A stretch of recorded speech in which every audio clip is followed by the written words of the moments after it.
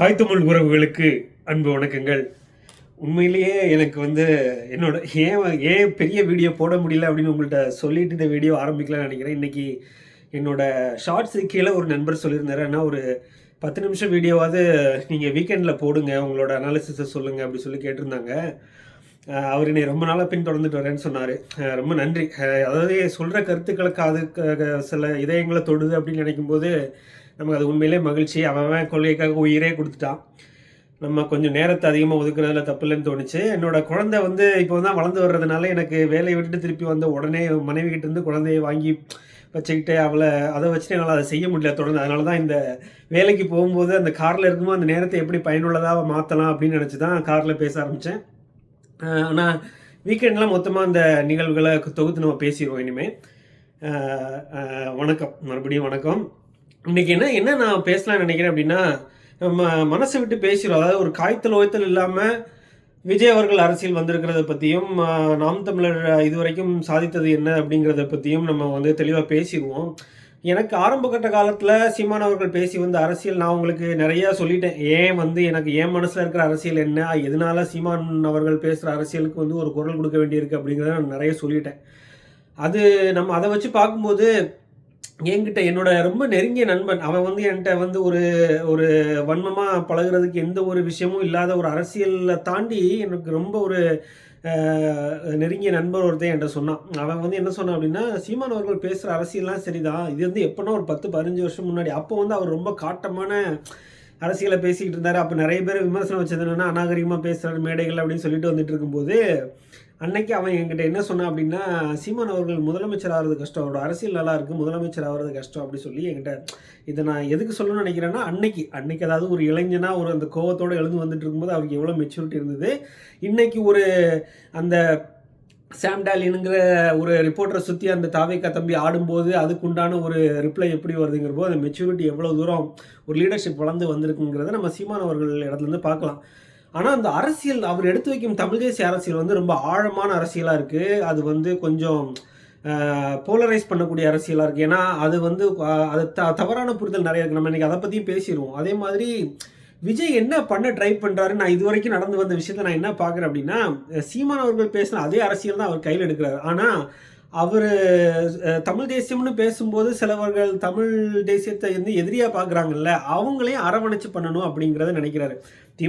திமுகவோட ஊழல்னு சொல்லிட்டாலே திமுக தான். அவர் மென்ஷன் பண்ணலைனாலும் ஒரு தேர்தல் ஆதாயத்துக்காக அதிமுக கூட கூட்டணி வைக்கணும்னு அவர் நினச்சிருந்தாலும் ஆரம்ப கட்ட காலத்தில் ஊழல் எதிர்ப்புன்னு சொல்லும்போது அவர் நம்ம புரிஞ்சிக்க வேண்டியது, அதை கேட்குறவங்க புரிஞ்சிக்க வேண்டிய திமுக அதிமுக ரெண்டுக்கும் அது பொருந்தும் தான் நம்ம புரிஞ்சுக்கணும். அந்த இடத்துல விஜய் என்ன பண்ணணும்னு நினைக்கிறார் அப்படின்னா, இப்போ ஆட்சிக்கு எதிராக எஸ்டாப்ளிஷ்மெண்ட்டுக்கு எதிராக கடுமையான ஒரு ஆன்டி இன்கம்பன்சி ஒரு அலையை உருவாக்குறதுக்கு விஜய் நினைச்ச முடியும். ஏன்னா ஒவ்வொரு வாரமும் விடாமல் தேர்தல் வரைக்கும் ஸ்டாலின் என்ன பண்ணுறாரு அப்படின்னா, ஒவ்வொரு வாரமும் விடாமல் அந்த உங்களோட ஸ்டாலின்ங்கிற மருத்துவ முகாமை நடத்துகிறார். எது வரைக்கும் எலெக்ஷன் வரைக்கும் நடத்துறதுக்கு திட்டமிட்டுருக்கிறார். அதே மாதிரி விஜயும் எலெக்ஷன் வரைக்கும் இந்த மொமெண்டத்தை அப்படியே கொண்டு போனார்னா இது என்னென்னா ஒவ்வொரு இடத்துல அவர் இம்ப்ரூவ் ஆகிட்டே வர்றாரு. சில இடத்துல இம்ப்ரூவ் ஆகிட்டே வர்றாரு. அவர் ஒரு ஸ்ட்ராட்டஜி சரியாக பண்ணுறாரு. நீங்கள் விஜய் தொடர்ந்து கவனித்து வந்தீங்க அப்படின்னா அவர் என்ன பண்ணுறாரு, எதிர்பார்ப்புகளை தெரிஞ்சுக்கிறாரு. அவங்க ஒவ்வொரு கூட்டத்திலையும் அதுக்கு முன்னாடியே அரசியல் விமர்சகர்களும் பொது வழியில் மக்கள் விஜய்கிட்ட என்ன குறைபாடு இருக்குன்னு எல்லாரும் எடுத்து வைக்கிறாங்களோ அதெல்லாம் கலெக்ட் பண்ணி அதை ரெக்டிஃபை பண்ணுறாங்க. ஒவ்வொரு கூட்டத்திலையும் நீங்கள் பார்த்துக்கிட்டே இருக்கீங்க, அவரும் அட்ரஸ் பண்ணுறாரு. கூட்டம் வாக்காகாதுன்னு எல்லாரும் இல்லை, பொதுவாக கூட்டம் வாக்காகாதுன்னு நிறைய பேர் சொல்கிறாங்க. அதாவது திமுக ஆதரவாளர்களும் சொல்கிறாங்க, நாம் தமிழர் கட்சியை சேர்ந்தவர்களும் அந்த கூட்டம் வாக்காகாதுங்கிற ஒரு இதை பயன்படுத்துகிறாங்க. அதனால் அவர் அதை கேட்டுக்கிட்டு அந்த விமர்சனத்தை எடுத்துக்கிட்டு திருவாரூரில் கேட்குறாரு, இந்த கூட்டம் வாக்காகாதுன்னு சொல்கிறாங்களா, ஆகுமா ஆகாதான் மக்கள்கிட்ட கேட்குறாரு. அவங்க சொல்கிறாங்க. நிறைய ரெஸ்பான்ஸ் இருக்குது.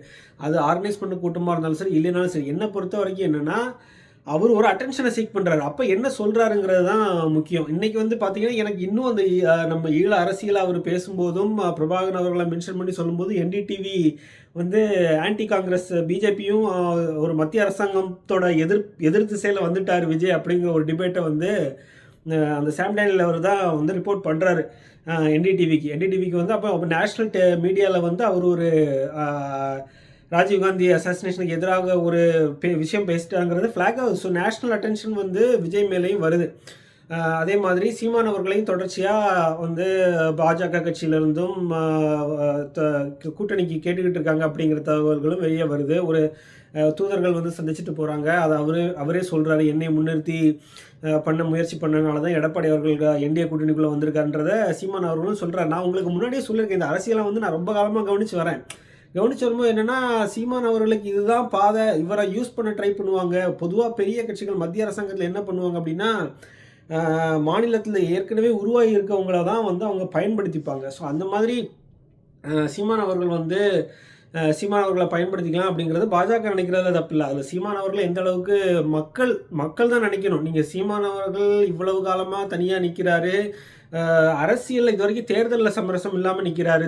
நீங்கள் உங்கள்கிட்ட சொல்கிற மக்கள்கிட்ட நான் இதுதான் பண்ணுவேன்னு என்ன சொல்கிறாரோ இது வரைக்கும் பொது வழியில், நீங்கள் தனிப்பட்ட நீங்கள் ஆளுநர் பெட்டி வாங்கிட்டாரு, அங்கே வாங்கிட்டாரு, இங்கே வாங்கிட்டாரு, திரட்டுறாரு, எல்லாம் என்ன சொல்லியிருந்தாலும் என்ன பண்ணியிருந்தாலும் நீங்கள் பொது வழியில் என்ன இருக்கோ அதை தான் நம்ம வந்து அரசியலை எடுத்துக்க முடியும். நீங்கள் ஆதாரம் நிறைய பேர் இப்போது இவர் கூட சொன்னார், ஒரு நண்பர் கூட போட்டிருந்தாரு கருத்தில், 2000 கோடி ரூபாய் விஜய்க்கு கொடுத்து நாம் தமிழர் கட்சியை வந்து ஒதுக்குறதுக்கு தான் அவரை கூட்டிகிட்டு வந்திருக்காங்க அப்படிங்கிற ஒரு கருத்தை எடுத்து வச்சார். அதை நம்ம பேசும்போது அது மக்களுக்கு தேர்தல் சமயத்தில் அது தெரிய வந்துடும்ல. தெரிய வைக்க வேண்டியதுதான் நாம் தமிழர் கட்சியின் கடமை. அது உண்மையாக இருந்தால் நாம் தமிழர் கட்சி அதை வெளியே கொண்டு வரணும். இல்லாத பட்சத்தில் அவரோட அரசியல் அவர் பேச போகிறாரு. ஒரு பக்கம் அப்படி சொல்கிறாங்க, ஒரு பக்கம் ஸ்டாலின் அவர்கள் சீமான் அவர்களுக்கு பணம் கொடுத்துட்டான்னு சொல்கிறாங்க. இந்த மாதிரி நிறைய விஷயங்கள் நடந்துகிட்டு இருக்கு. நம்ம அந்த மாதிரி திரைமறைவில் நடக்கிற விஷயங்களுக்கு நம்ம எந்தவித ஆதாரமும் கிடையாது. அதை பற்றி நம்ம பேச முடியாது. நம்ம கண்ணு முன்னால் என்ன நடக்குதோ, பொது வழியில் என்ன நடக்குதோ அதை தான் நம்ம வந்து மதிப்பு கொடுத்து பேச முடியும். ஒரு கிரெடிபிலிட்டி உள்ள அரசியல் விமர்சகர்கள், கிரெடிபிலிட்டி உள்ள நியூஸ் சேனல் அப்படிங்கிறத வந்து தொடர்ச்சியாக பார்க்கணும். அது வந்து உங்களுக்கு ஃபில்டர் பண்ணி வர்றதுக்கே ரொம்ப டைம் ஆகும். அப்போது நீங்கள் பார்த்தீங்க அப்படின்னா இந்த நேரத்தில் என்ன நடக்குது அப்படின்னா, சீமான் அவர்கள் பேசுகிற தமிழ் தேசியத்தை நிறைய பேர் ஆபத்தை உணர்றாங்க.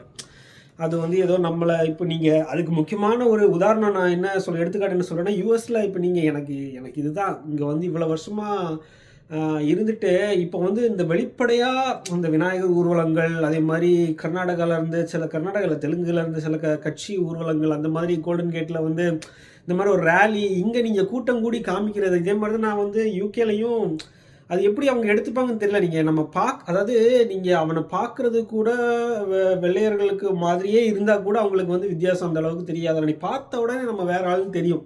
அப்படிங்கும்போது ரொம்ப வெளிப்படையாக ரொம்ப சவுண்டாக நம்ம கல்ச்சரை வந்து தெருவுக்கு எடுத்துகிட்டு வர்றது, இந்த மாதிரி ஒரு கண்ட்ரியில் யூகேலையும் சரி இங்கே யூஎஸ்லையும் சரி எடுத்துகிட்டு வரும்போது இந்த ரைட் விங் பார்த்தீங்களா, எல்லா இடத்துலையும் இந்த ரைட் விங் பாலிடிக்ஸ் ஓங்கி வருது. இப்போ Trump right wing, extreme right விங்காக இருக்கார், கன்சர்வேட்டிவாக இருக்கார். அப்படிங்கும்போது எப்படி அந்த இமிக்ரேஷன் ரெஸ்ட்ரிக்ட் பண்ணாங்க பாருங்கள். இதனால தான் நிலத்தை இழந்தால் பலத்தை இழப்போம். இப்போது நிற்கிறதுக்கு ஒரு இடம் வேணும். இங்கேருந்து எப்படியும் வந்து ஒவ்வொரு நாடுகள்லேருந்தும் அவங்க திருப்பி சரி போதுண்டா அப்படின்ற ஒரு இடத்துல முடிவு எடுத்துருவாங்க இமிக்ரெண்ட்ஸ்க்கு. அதுதான் நடந்துக்கிட்டு இருக்கு. இதுதான் வந்து சீமான் அவர்கள் மேலே பயப்படுற விஷயமும் அதுதான். அவரும் என்ன இந்த மாதிரி அவர் ஆட்சிக்கு வந்தார் அப்படின்னா வந்து உள்ள இந்த இந்தியாங்கிற நாட்டில் வந்து பக்கத்து மாநிலத்துலேருந்து வர்றதெல்லாம் ரெஸ்ட்ரிக்டாக பண்ணிடுவார் அப்படிங்கிற ஒரு எண்ணம் அவங்களுக்கும் இருக்கும். இப்போ இருந்துட்டு இருக்கவங்களுக்கு, இப்போ இங்கே இருக்கிற இந்தியர்களுக்கு என்ன பயம் இருக்கோ அதே மாதிரி தமிழ்நாட்டில் இருக்கக்கூடிய பெருமொழி பேசுகிறவங்களுக்கும் அந்த பயம் யதார்த்தமாக இருக்கும். சீமான் அவர்கள் அப்படி செய்கிறாரோ இல்லையோ அப்படிங்கும்போது அந்த தமிழ் தேசியங்கிறது அந்த மாதிரி தான். அதை அட்லீஸ்ட் எதிர்கட்சிகள் வந்து அந்த மாதிரி தான் கட்டமைச்சு கொண்டு போவாங்க அவங்க லாபத்துக்காக. அதை நம்ம ஒன்றும் பண்ண முடியாது. இது அதில் இருக்கக்கூடிய ஒரு ஆபத்து. அதை மட்டும் களைஞ்சிட்டு அதை மட்டும் தனியாக வச்சுட்டு விஜய் வந்து அப்படியே நாம் தமிழர் கட்சி அரசியலை தான் எடுத்துகிட்டு வராரு. நீங்கள் பார்த்தீங்கன்னா அதை தான் அவங்க என்ன சொல்கிறாங்க, என்கிட்ட ஒரு தம்பி சொன்னார், நீங்கள் சொல்கிறதெல்லாம் சரி பிரதர், நான் வந்து என்னோடய வாழ்க்கையில் என்னோடய அனுபவங்கள், நான் வேலைக்கு போகும்போது நீங்கள் அந்த டிஎன்பிசி இதில் அருமையாக பேசியிருந்தார், அந்த சிக்கல்களை சரியாக சொல்லியிருந்தார். நீங்கள் நிதி நிலைமை எவ்வளோ மோசமாக இருக்குது தெரியுமா அரசில். எனக்கு அரசு குடும்பத்திலே அரசில் வேலை பார்க்குறவங்க இருக்கிறனால எனக்கு தெரியும். ஒரு கிட்டத்தட்ட சென்னையில் வேலை பார்த்துட்டு இருக்கும்போது 8 மாதம் சம்பளம் போடலைன்னா பாருங்கள், வாடகை வீட்டிலேருந்து சென்னையோட எக்ஸ்பென்ஸ் உங்களுக்கு எவ்வளோ இருக்குன்னு தெரியும். ஐடியில் வேலை பார்க்குறவங்களுக்கே சென்னையில் மாதம் எவ்வளோ செலவாகணும்னு உங்களுக்கு தெரியும். 8 மாதமாக சம்பளம் போடலைன்னா பார்த்துங்க பிஜி முடித்ததுக்கப்புறமும். அப்போ எவ்வளோ தூரம் கஷ்டப்பட்டு அந்த நான் என் மனது நுந்து அந்த விஷயத்தை நான் பேசியிருப்பேன்னு நினச்சி பாருங்கள். அது இத்தனைக்கும் படிச்சுட்டு போகும்போது இப்போ கூட பணியிடை மாற்றம், என்ன பணியிடை மாற்றம், அரசு மருத்துவர்லேருந்து பிஎட் டீச்சர்ஸில் இருந்து ஒரு கண்டக்டர்லேருந்து அரசில் நீங்கள் எங்கே பணியிடை மாற்றம் ட்ரான்ஸ்ஃபருக்கும் காசு வாங்கி தான். அப்புறம் இது எதுக்கு காசு? அப்போ எதுக்கு சிஸ்டம்னு ஒன்று எதுக்கு இருக்குது? நீங்கள் எல்லாம் படித்தவங்க தான், இந்த இடஒதுக்கீட்டில் படித்து போனவங்க நீங்கள் எப்படி இப்படி மனசாட்சி இல்லாமல் பிஹேவ் பண்ணுறீங்கன்றதான் நமக்கு வந்து ரொம்ப கேள்வியாக இருக்குது. அதை வந்து நம்ம அதை தெரிஞ்சு உணர்ந்து வந்தவங்கிறதுனால அதை வந்து நான் எனக்கு ஏன் நான் இந்த தார்மீகத்தை இழந்துடக்கூடாதுன்னு தான் நான் கொடுக்காம வெளியே வந்துட்டேன். சரி வேணாம்டா, நம்மளையும் கை நீட்ட வச்சுருவாங்க, அதுக்கப்புறம் நம்ம கேள்வி கேட்க முடியாது அப்படின்னு சொல்லி தான் வெளியே வந்தேன். வெளியே வந்ததுக்கப்புறம் இப்போ அந்த தார்மீகம் இருக்கிறதுனால எனக்கு இந்த அரசியலை பேச முடியுது. எல்லாத்துக்கும் ஒரு ஒரு நாள் கொஞ்சம் தாண்டி போக போக தான் நீங்கள் எடுத்த சில முடிவுகள் ஏன் எடுத்தோம் அப்படிங்கிறதுக்குண்டான நன்மை வந்து பின்னால் தான் உங்களுக்கு தெரியும். கொஞ்சம் பொறுமையாக இருக்கணும், அந்த ப்ராசஸை கொஞ்சம் ட்ரஸ்ட் பண்ணணும். நான் அன்றைக்கி எடுத்த முடிவு இன்றைக்கி எனக்கு இந்த அரசியலை ஒரு ஊழலற்ற ஆட்சியை கொடுக்கணும் அப்படிங்கிற ஒரு அரசியலை பேச வச்சுருக்கு அப்படின்னா அதுதான் காரணம். ஏன்னா நான் அனுபவித்து வந்திருக்கேன் என்னோடய வாழ்க்கையில். அப்படிங்கும்போது எனக்கு உடனே என்னோட சிந்தனை அப்படி தான் போச்சு. சீமான் அவர்கள் அதை பேசினாரு. இங்கே 40 ரூபா, அது இது வரைக்கும் நீங்கள் பார்த்தீங்கன்னா ஒரு அரசியல் தலைவர் கூட அந்த நெல் கொள்முதல் நிலையத்தில் 40 ரூபா இது வரைக்கும் நான் பார்த்ததில்ல. தொடர்ச்சியான அரசியல் பார்த்துட்டு வரேன், நியூஸ் பார்த்துட்டு வரேன். அந்த 40 ரூபாங்கிறது எங்கள் அப்பா தான் என்கிட்ட சொல்லியிருந்தார். இது வரைக்கும் சீமான் அவர்களும் அதை மென்ஷன் பண்ணி இந்த இஷ்யூவை சரியாக பின் பாயிண்ட் பண்ணி சொன்னதில்லை. விஜய் பிடிச்சிட்டாரே அப்படிங்கிறது வந்து எனக்கு ரொம்ப ஆச்சரியமாக இருந்தது. நீங்கள் அவரோட கட்சியிலேருந்து நிறைய பேர் இப்போ வெளியே வர்றாங்க. அவரோட கொள்கை பரப்பு செயலாளர்கள்லாம் வெளியே வந்து பேசுகிறாங்க. முதல்ல ஜெகதீஸ்வரன் அவர் வந்தார். அதே மாதிரி இப்போ அந்த தம்பி வீர விக்னேஷா அவர் யாரோ ஒருத்தர் வெளியே வந்துட்டார். அவர் வெளியே வந்து இந்த மாதிரிலாம் உள்ள 2ஆம் கட்ட நிலையில் தவறாக நடந்துக்கிட்டு இருக்குது, நிர்வாகிகள் தவறாக நடக்கிறாங்கன்ற மாதிரிலாம் நிறைய சொல்கிறாரு. நமக்கு தெரிஞ்ச ஒருத்தர் வந்து அந்த கட்சியில் தாவேக்கா கட்சியில் வந்து வேட்பாளர் நிற்கிறதுக்காக கேட்டு போகிறாரு. பார்ப்போம் இந்த மாதிரி நடக்க போகுதுன்னு பார்ப்போம். உள்ளுக்குள்ளே என்ன நடக்குது அப்படிங்கிறத நானும் கேட்டு வர சொல்லியிருக்கேன். அவர் தாவேக்கா கட்சியில் ஒரு நெருங்கி போயிட்டு வராரு அப்படின்னா, ஒரு வேட்பாளர் ஆகணும் அப்படிங்கன்னா நீங்கள் போய் ஸ்டடி பண்ணிட்டு வாங்க அப்படிங்கிற மாதிரி போகிறாரு. போயிட்டு வரும்போது அவர்கிட்ட ரொம்ப ஃபஸ்ட் ஹேண்ட் இன்ஃபர்மேஷனை கேட்டு தெரிஞ்சுக்கலாம் உண்மையிலே என்ன நடக்குது அப்படிங்கிறத வந்து தொடர்ச்சியாக நான் சொல்கிறேன். எனக்கு தெரிஞ்ச வரைக்கும் மனசாட்சிக்கு விரோதம் இல்லாமல் நான் உங்களுக்கு வந்து அதை தெரியப்படுத்துகிறேன். அதே மாதிரி நாம் தமிழர் கட்சி இல்லை, எனக்கு இதுதான், அதாவது இந்த அரசியல் வேணும் நிச்சயமாக. நாம் தமிழர் கட்சி அரசியல் நீங்கள் எடுக்க என்ன ஆகும் அப்படின்னா, தொடர்ச்சியாக மக்கள் இந்த அரசியலுக்கு ஆதரவு கொடுக்குறாங்கன்னு தெரியும் போது திமுக கட்சிகளுக்குள்ளேயே ரிஃபார்ம் நடக்கும். அதிமுக கட்சிகள்லாம் இந்த அரசியலை கையில் எடுக்கும். நீங்கள் பார்த்தீங்கன்னா வேலை எல்லாருமே கையில் எடுக்கிறாங்க. இப்போ விஜய்க்கு வந்து ஏன் அவர் வந்து ஒரு ஜென்ரலாக திராவிட கட்சின்னு சொல்லிட்டு வந்திருக்கலாமே, அப்படி வரலையே. அவர் தமிழ் தேசியம்னு ஏன் எடுக்கிறாரு அப்படின்னா, இங்கே இனிமேல் தமிழ் தேசியத்துக்கும் வாக்குகள் உருவாயிருச்சுங்கிறவரை அதில் பங்கு போடுறதுக்கு அவர் வர்றாரு. விஜய் வந்து அதையும் நம்ம பக்கத்தில் எடுக்கணும். நம்ம வந்து அங்கே ஒரு லீடர் அவர் என்ன முடிவு பண்ணி வர்றாரு அப்படின்னா, ஆனால் எனக்கு இதில் என்ன சந்தேகம்னா, முதல்ல நீங்கள் சீமான் அவர்களை சந்தித்தது உண்மை, அவர்கிட்ட பேசினது உண்மை, விஜய் பேசினது அதெல்லாம் உண்மையாக இருக்கிற பட்சத்தில் நீங்கள் எனக்கு தெரிஞ்சு நீங்கள் ஒரு தவறான ஒரு அரசியல் வியூகத்தை வகுத்துட்டீங்க முதல்லையே அப்படிங்கிற மாதிரி. நீங்கள் சீமான் அவர்கள் கூடயே தான் ட்ராவல் பண்ணி தேர்தல் நெருக்கம் வரைக்கும் கொண்டு போயிருக்கணும். தனித்தனியாக நின்று உங்கள் வலிமையில் உங்களுக்குள்ளே யார் பெரிய ஆள் அப்படின்னு காட்டுறதுக்கு வந்து ஒரு மக்கள் தான் முடிவு கொடுக்கணும் உங்களுக்கு. சீமான் அவர்கள் நாங்கள் வந்து எங்கள் தலைவராக, அதாவது எங்கள் தலைவருங்கிறத விட முதலமைச்சராக அவர் சொல்கிற கொள்கை நீங்கள் சீமான் அவர்களும் விஜய் அவர்களும் வைக்க போகிற அரசியலில் நான் என்ன ஒரே ஒரு வேற்றுமை என்ன பார்க்குறேன் அப்படின்னா, அவர் கடைசியாக இங்கே திருவாரூரில் சொன்னது தான், சாத்தியம் இல்லாதது நான் சொல்ல மாட்டேன்னு சொன்னோன்னா உடனே அந்த பெரம்பலூர் கூட்டத்தில் சாத்தியத்துலேருந்து எதுவும் பிறக்கிறது இல்லை, தேவையிலேருந்து தான் எல்லாம் பிறக்குது அப்படின்னு அவர் அதுக்கு கவுண்டர் கொடுக்குறாரு. அதனால வந்து இவங்க 2 பேரும் கேள்வி பதிலில் ஈடுபடுறாங்க. சீமானவர்களும் விஜய் அவர்களும் கேள்வி பதிலில் ஈடுபடுறாங்கன்னா இந்த அரசியல் மக்களிடையே அதிகமாக போய் சேரும்.